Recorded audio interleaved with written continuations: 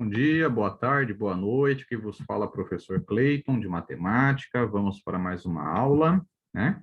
Hoje falaremos de função exponencial. Então, eu vou compartilhar minha tela e vamos trabalhar juntos.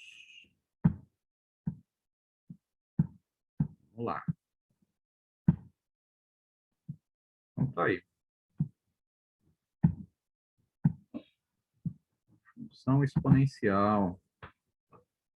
Então, vamos lá, função exponencial, né? A matéria é Fundamentos da Matemática Elementar. Como sempre, eu costumo dizer que é interessante quando nós conseguimos enxergar a matemática graficamente, né? É melhor para o aluno, fica mais didático, fica mais visível e desperta mais o interesse do aluno, né? Então, eu já trouxe aqui um gráfico, né? Temos aqui um gráfico que é o que se espera do comportamento de uma função exponencial. Ela vai ser uma curva semelhante a essa, sendo enxergada muito próximo dos dois eixos do plano cartesiano.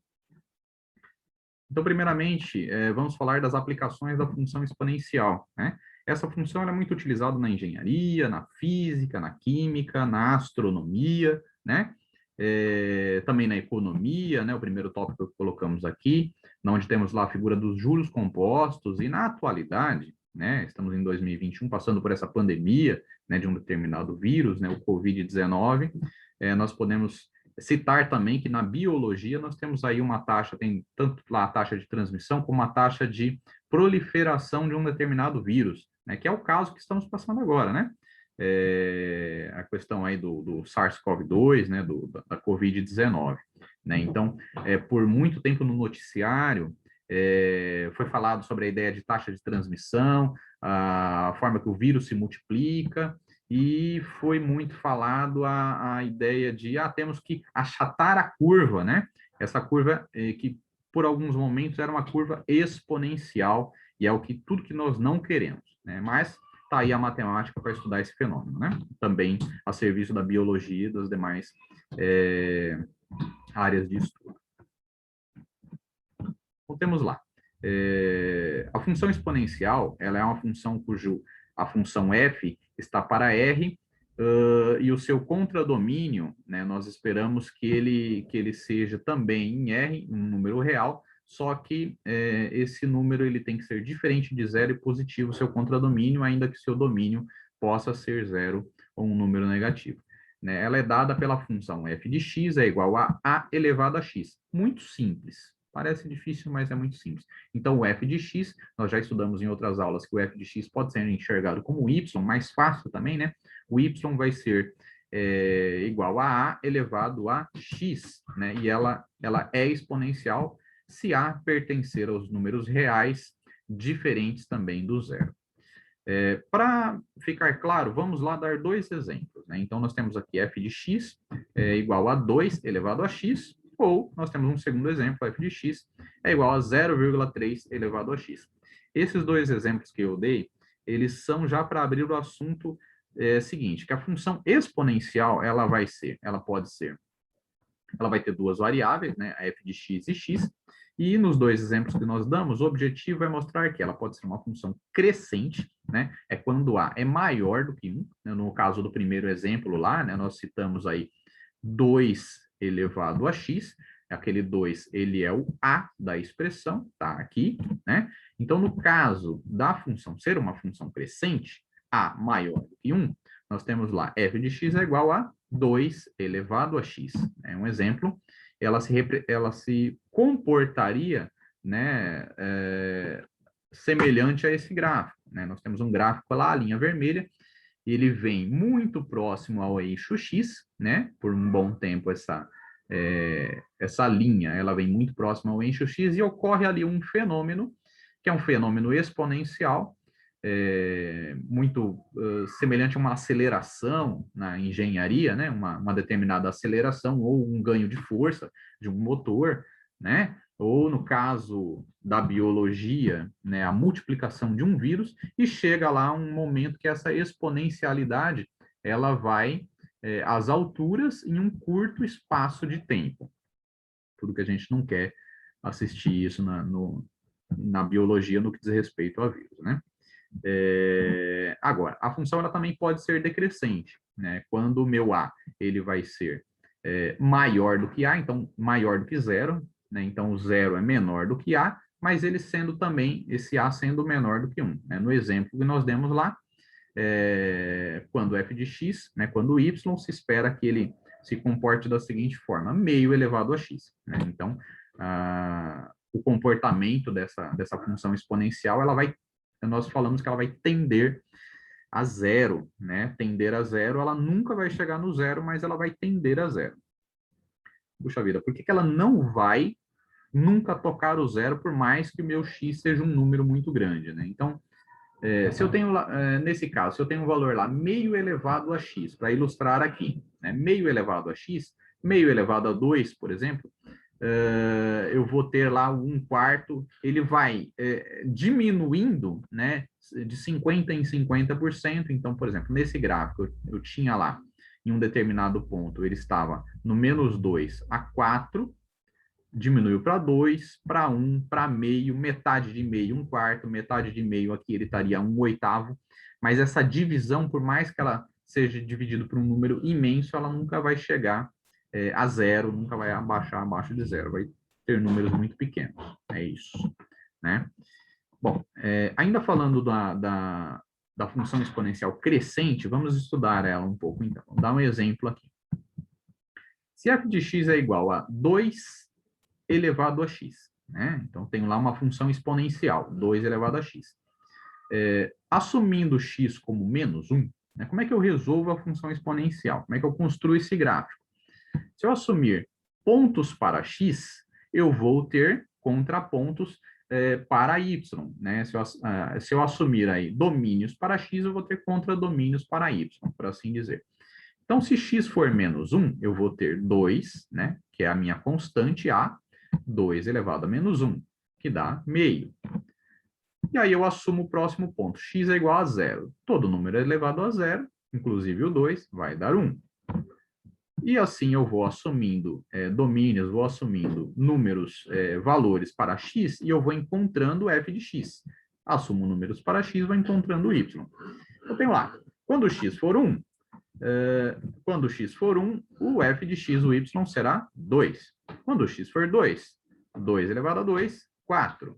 Quando x for 3, 2 elevado a 3, 8. E é nesse momento que ocorre, que eu começo a observar a função exponencial, a exponenciabilidade dessa função. Com esses números, né, com esses dados, eu consigo aí, vamos tirar o Clayton daqui de cima, com esses números eu consigo montar uma tabelinha, na onde eu sugeri valores para x e tive lá o seu contradomínio, tive lá o f de x, o y, né, que eu colhi em cima dessa regra. Com isso, o que eu posso ter? Eu posso montar, né, esse ângulo de aceleração da função exponencial, né? Então, com a tabela de números, eu consegui chegar a esse ângulo, como dizemos no começo, que ele vem muito próximo do eixo x, e em um determinado momento ocorre essa exponenciabilidade, e aqui eu nem consigo enxergar o próximo ponto, né? Do 2, ele já iria lá para 4, depois 8, e não seria possível mais a gente enxergar no gráfico. A não ser que tivesse um gráfico bem grande, né? Muito bem.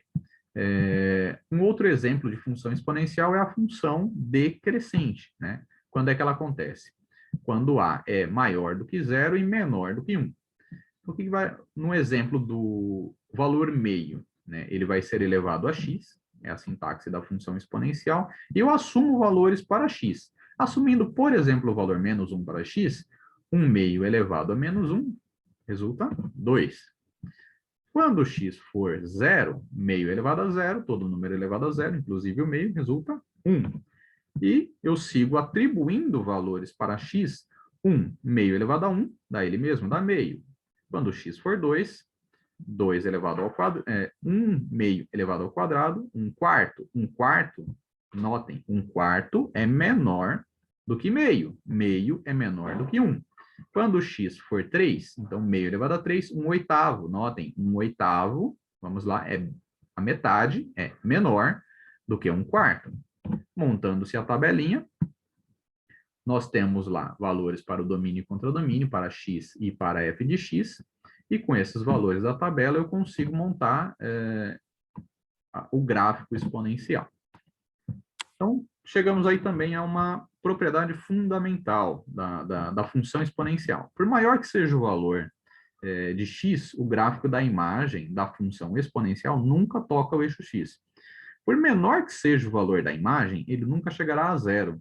Dizemos que ele tende a zero, mas não existe o valor de x que faça com que f de x se transforme em zero, né? Então, é o que nós falamos, né? Por mais que você coloque um valor de x, você colocar aqui um valor 1000, então você vai ter 1 meio elevado a 1000, vai dar um número infinitamente pequeno, mas ainda vai haver um resíduo, né? Então, não é possível na matemática atribuirmos um valor para x em uma função exponencial que determine lá, né, que resulte num valor zero ou abaixo de zero. Por isso que ele tende a zero. Ela vai se aproximar muito do eixo x, mas não vai tocá-lo, né? Então, vamos lá. No caso da decrescente, quando a é menor que 1, pois cada passo ou fração do passo anterior, exemplo, né, quando você tem 1 meio elevado a x, por mais que você tenha um x imenso, né, demos o exemplo do 1000, ele vai se aproximar do 1, cada vez mais próximo. Visualmente, nem é possível, em algum momento, você quantificar o quanto ele continua se aproximando, mas ele não vai chegar a tocar o eixo x. Para que se possa visualizar um pouco melhor, eu trouxe aqui a imagem do GeoGebra, que é um ótimo programa para gráficos e visualizações matemáticas, né? Recomendo a todos. Nós temos lá a desaceleração, né? A desaceleração tendendo a zero, nesse caso. Então, ele vem de um ponto bem alto e no momento da exponenciação ele chega muito próximo aqui, né, do eixo x, e é possível observar que ele está muito próximo. Graficamente até parece que ele tocou o eixo x, mas ele não toca. Ele chega a uma milimetragem muito curta, mas não toca. Vamos fazer lá um exercício de fixação. O que nos pede o exercício? Se a taxa de transmissão de um vírus, bem atual, né, está estacionada em 1,5, nos últimos meses foi falado muito sobre essa taxa de transmissão, era um número mágico, né? Falavam aí no noticiário que esse número mágico tem que ficar abaixo de 1, exatamente para que a curva ela venha descer próximo do zero. Se esse número está acima de 1, é o caso do nosso exercício 1,5, a exponenciação vai ser positiva, a curva vai subir e a ideia de achatar a curva para que ela venha descer, a gente começa a perder. Vamos voltar ao exemplo aqui. Está estacionado em 1,5, construa o gráfico relativo à curva de contaminação desse vírus. Que coisa triste. Vamos lá. Então, f de x, que é y, né? É igual a elevado a x. Essa é a função básica, a estrutura básica da função exponencial. O que me é dado no exercício? Que a minha variável a, aliás, a minha constante a, está em 1,5, né? Eu assumo, então, o x como 1, para começar a construir a minha tabela. Então, eu vou lá e coloco, substituo na função o 1,5 elevado a x, estou no número elevado a 1, no caso, o número elevado a 1 é ele mesmo, 1,5. Para a segunda situação, o segundo ponto, x a 2, né? Eu terei lá 1,5 elevado ao quadrado, 2,25.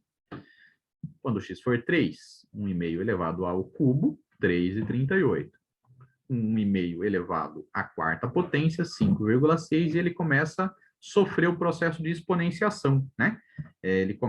O número começa a aumentar cada vez mais. Então, elevado à quinta, o meu mesmo 1,5, que é a taxa, o A, né? Elevado à quarta, 7,59, a sexta já exponencia mais 11,39, eu consigo construir um gráfico com essas informações. Está aqui, o vírus ele veio muito próximo do zero, em algum determinado momento ele, digamos que aqui, ele começa a crescer exponencialmente em um prazo de tempo igual, por exemplo, aqui ele ganhou 1, 2 casas, quase 3 casas percentuais, quase 3 casas aqui no plano cartesiano, em um intervalo de tempo 1, no mesmo intervalo de tempo 1, por exemplo, aqui ele estava quase que estacionado. Então, esse processo de ganho de aceleração é o que nós chamamos de aceleração exponencial.